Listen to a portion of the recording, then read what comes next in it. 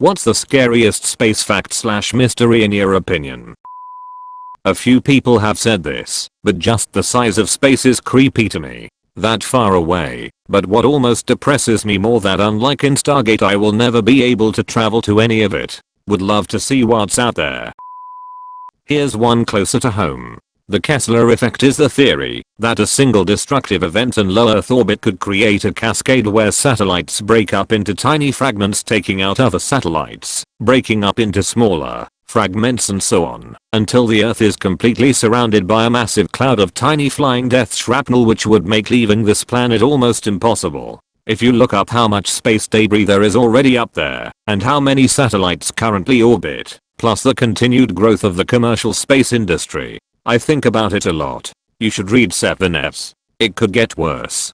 7Fs takes it to the extreme. Great book. The concept is also explored on a much smaller scale in Peter F. Hamilton's Fallen Dragon. It's not even one of the main points of the story, but basically a planet purposely creates a 7Fs-like event using an asteroid, meaning that, while they can't leave for thousands of years, no one else will be able to get in either.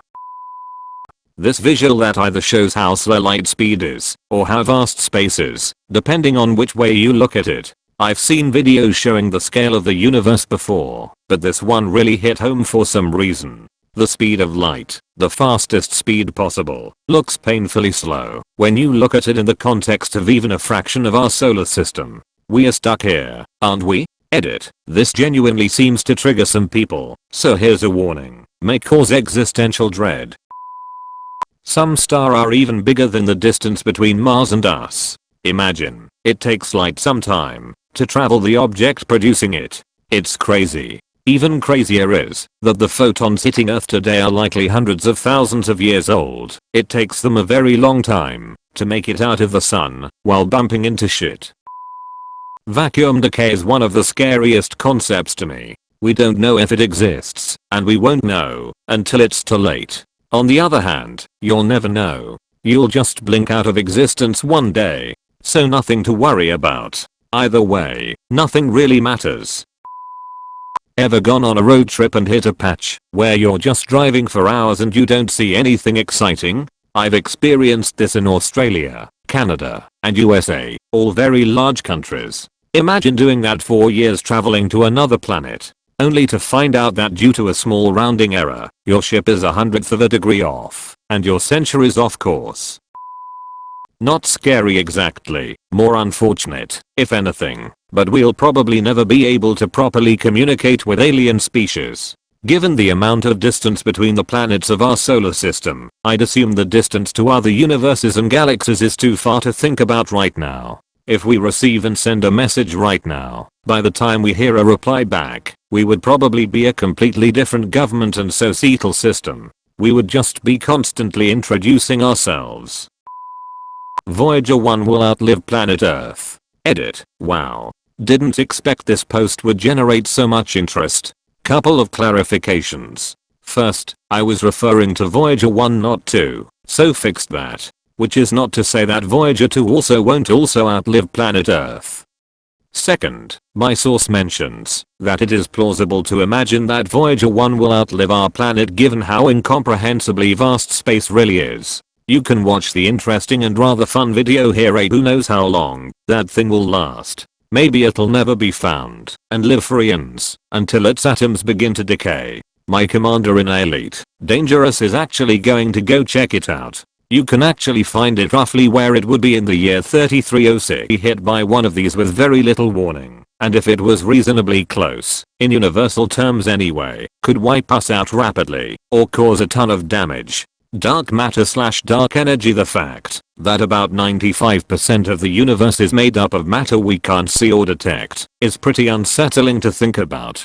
Also, while not a fact per se, I like to think that perhaps the answer to the Fermi paradox is that there are billions of advanced alien life forms out there, but they are physically unable to reach us due to technological limitations. Perhaps interstellar transport is only theoretical, and any aliens capable of reaching us are unable to do so in an acceptable length of time. Proxima Centauri may take 25 years for unmanned spacecraft to reach us going 20% the speed of light, but perhaps it's impossible to transport actual life at these speeds without dying, so advanced civilizations have realized the futility of trying to contact other species, and have simply given up.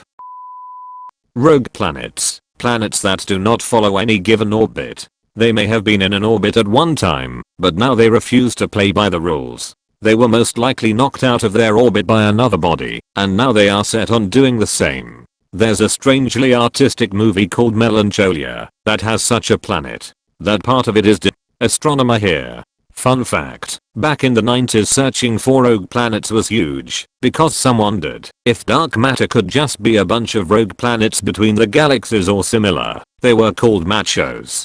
The searches involved looking for small amounts of gravitational lensing they would cause with the satellite galaxies of the Milky Way, and they found some excitement.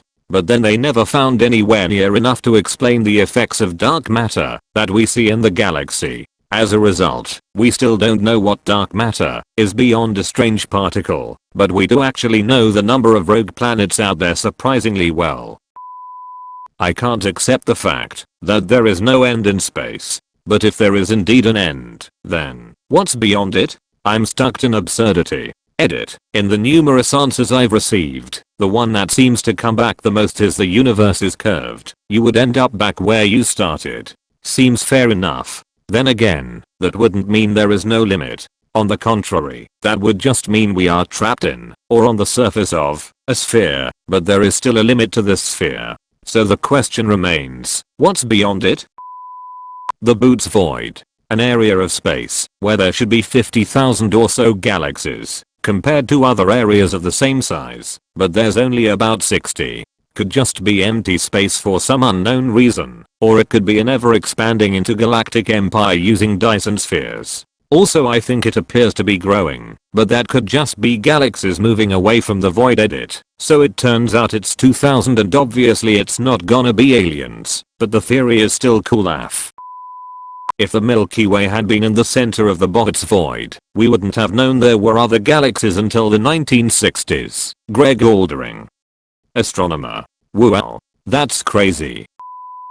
Since the universe is expanding, and stars and galaxies are moving away from each other, it's possible that civilizations that spring up in the far future with lonely stars will see an empty sky. Their civilizations will grow and learn, but they will never know the universe that once was. We live in a spectacular time period where we can actually look back in time and see the early universe. Future civilizations won't have that luxury. They'll believe that the universe is, and always was, dark, dead, and empty, aside from their small island of light. With that in mind, you have to wonder what stellar phenomena may have populated the universe billions of years ago, but are now too far away for us to ever detect. Thank you for the existential crisis.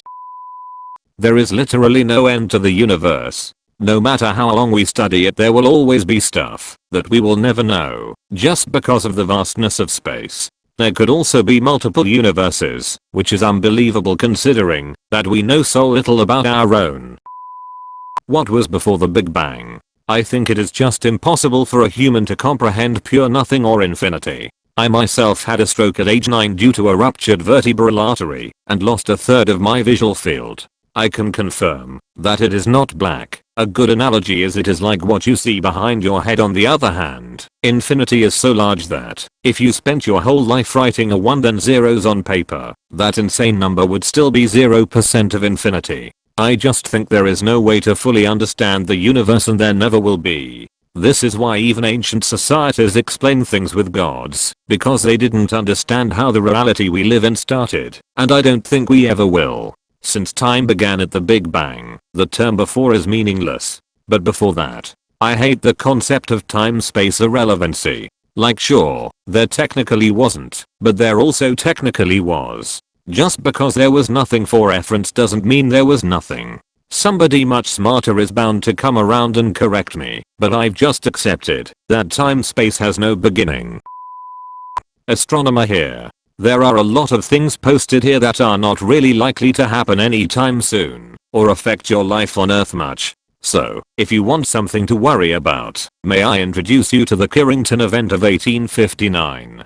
Basically, Carrington was a scientist who noticed a flash from a huge cluster of sunspots, which was the biggest coronal mass ejection from the sun ever recorded. A ton of material ejected from the sun at high speeds. It hit Earth within a day. Aurora were seen as far south as Hawaii. Wires on telephone poles burst into flame, and telegraph operators even reported contacting each other when not connected. If a similar event were to strike Earth today, it would cause billions of dollars in damage, because blown transformers are super hard to replace, and a lot of satellites wouldn't be able to handle it, and it goes without saying you'd have a serious radio blackout for a bit, until it ended on a ton of essential frequencies. The crazy thing about the Carrington event though is we really have no idea how often such events happen.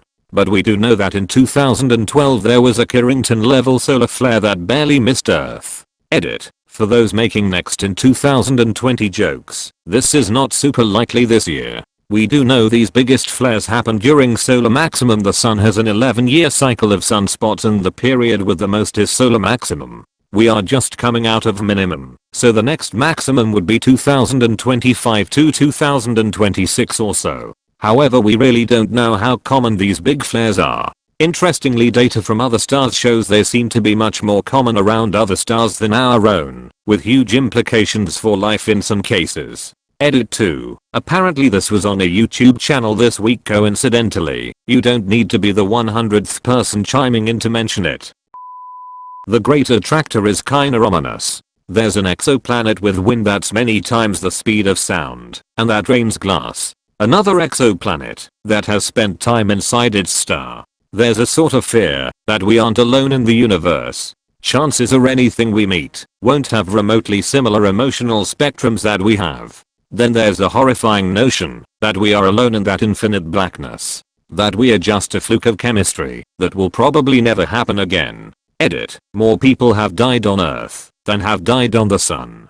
Spook. How a planet can spend time inside its star. With consent. A red giant massively increases volume, so it loses density, but retains enough mass that the planets will still orbit around the center of a star, while also being inside the star itself, because it became so large, while also just a faint wisp of its former self in terms of density, but still almost just as massive. This is almost certainly the fate of our sun, and both Mercury and Venus will almost certainly be swallowed, and possibly even Earth.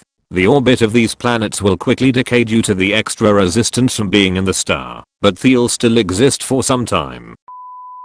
The fact that an asteroid could come at any time, and even though we have the technology to tell us that an asteroid is about to impact Earth, what can we really do about it? Nothing. We can do nothing. We can just sit here, with the media stations telling us what will happen, telling our friends and loved ones goodbye, praying, etc. It sucks. Why do we have the technology that tells us our inevitable doom is days, or even moments, away, but no technology to possibly stop it? A fact from a show I used to like: the main problem is pressure. There isn't any. So, don't hold your breath or your lungs will explode. Blood vessels rupture. Exposed areas swell. Fun fact: the boiling temperature of water is much lower in a vacuum, which means that your sweat and your saliva will boil, as will the fluid around your eyes. You won't notice any of this, because 15 seconds in, you've passed out as oxygen bubbles formed in your blood, and 90 seconds in, you're dead. Edit. It's Doctor Who. The show is Doctor Who. There is no guarantee that the universe won't end in the next 10 seconds. Edit. There are people who are confused. I'm just saying that with the uncertainty of it all, it could be possible. Not saying it will, it could. Unlikely, but it isn't impossible. Edit. Thank you so much, you/Chewbacca207 for the silver. I really appreciate it. I had kind of a horrible start to my day, and the fact that someone appreciates something that I didn't like that much turned my day around. There's a region of space where the ever-present cosmic radiation from the Big Bang is missing. The radiation is everywhere is space, except this area there's none. What's the place called? Quiznos.